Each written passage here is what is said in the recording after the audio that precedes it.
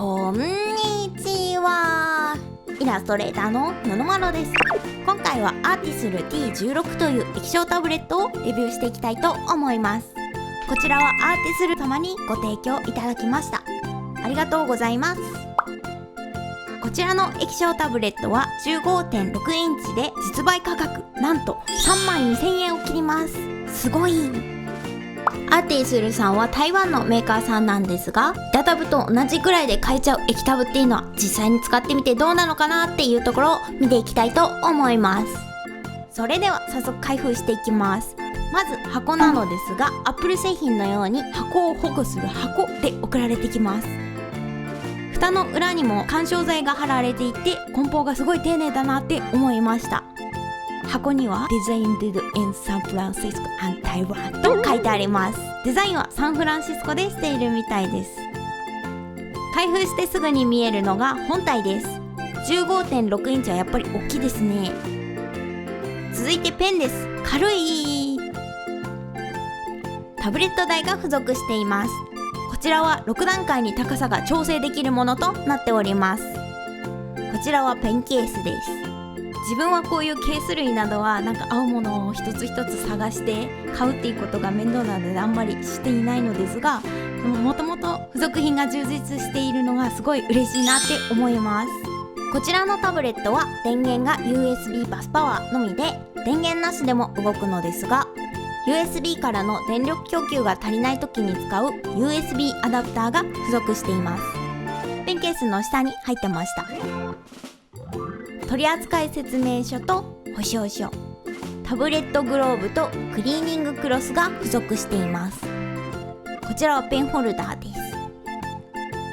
パソコンとつなぐ USB ケーブル、こちらは簡単に抜けないように工夫されている USB-A マイクロ B 変換ケーブルです。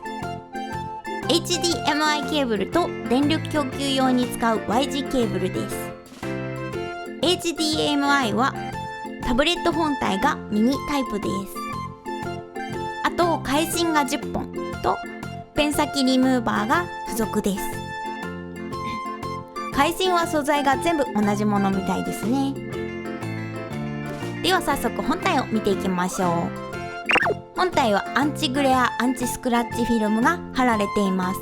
アンチグレアアンチスクラッチフィルムとはザラザラしたフィルムで、画面表面の反射を抑えたり傷ついたりするのを防ぐフィルムです。保護フィルムを剥がして使います。本体の左側にショートカットキーが7つと、中心のボタンを押して5つの機能が変わるダイヤルホイールがついています。ドライバーで各ボタンの割り当てがカスタマイズできるようになってます。押し心地は軽いですがクリック感がきちんとあります。液晶サイズは 15.6 インチ、解像度はフル HD です。大きめのノートパソコンと同じサイズになってます。メーカーさんによると色域は Adobe RGB76% です。本体右側にはケーブルを挿すところと電源、明るさの調節ボタンがついています。重さは 1.55kg、 これもノートパソコンぐらいの重さです。ペンホルダーはここにつけます。続いてペンです。筆圧レベルは8192とかなり滑らかに筆圧が検知できます。傾き検知機能はありません。持った感じはとっても軽いです。充電は不要のタイプとなってます。ペンのショートカットボタンは2つです。持つ部分はプラスチック製です。では早速セッティングしていきます。ドライバーをインストールします。こういったデバイスあるあるなんですが、ドライバーは常に最新のものを使ってください。私の場合は一つ前のバージョンのドライブを入れてしまって使えなかったことがあります。私の環境の Mac だと電源アダプターを使用して接続します。一部の Windows パソコンだと電源は必要ありません。 Y 字ケーブルの赤い USB をアダプターに挿してパソコンと本体それぞれの USB でつなぎます。 HDMI は最近のパソコンだとついてないことがあるので、アダプターをつないで接続します。セッティングが終わりました。早速電源を入れていきます。さすが 15.61 だとでかい。わーい。机の上にこんな感じで置きました。早速この D16 を使ってこちらの絵を描いていきたいと思います。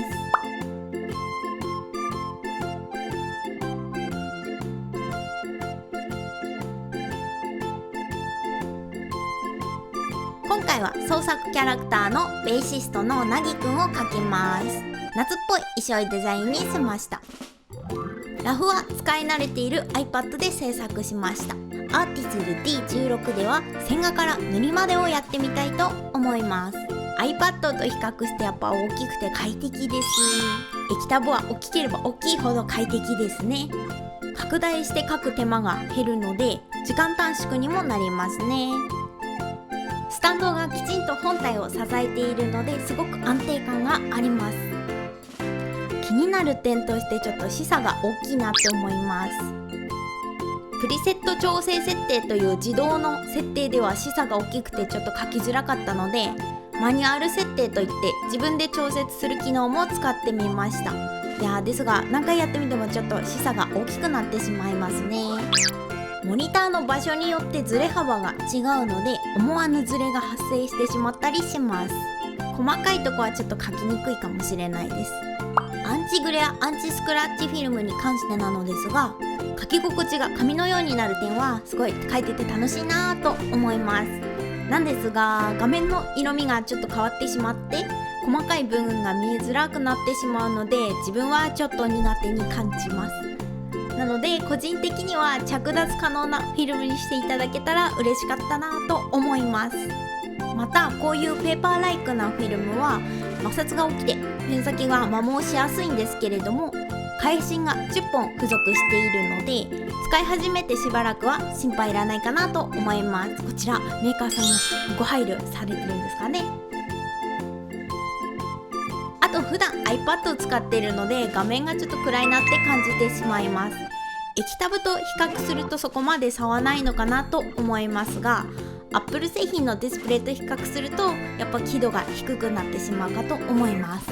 総評メリットは液タブとしてはきちんと使えるので3万円で 15.6 インチの液タブが買えるなら安くて導入しやすいのではないかと思います。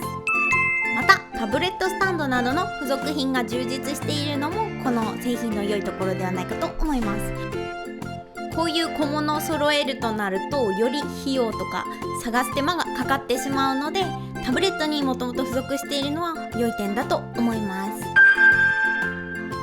デメリットといたしましては視差が大きくて細かい部分の描写でちょっと手間取ることがあるなっていう点と、アンチグレアアンチスクラッチフィルムが苦手な人にとってはちょっと使いにくいかもなって感じる点があります。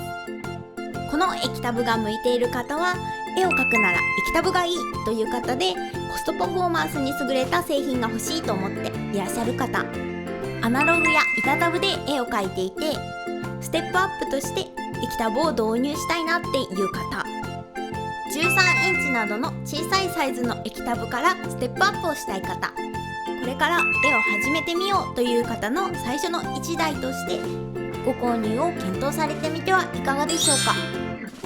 以上液晶タブレットアーティスル D16 のレビューでした。このチャンネルではこのようにお絵かきツールのレビューなど今後もしていこうと思っているのでよろしければチャンネル登録などよろしくお願いいたします。それではののまろでした。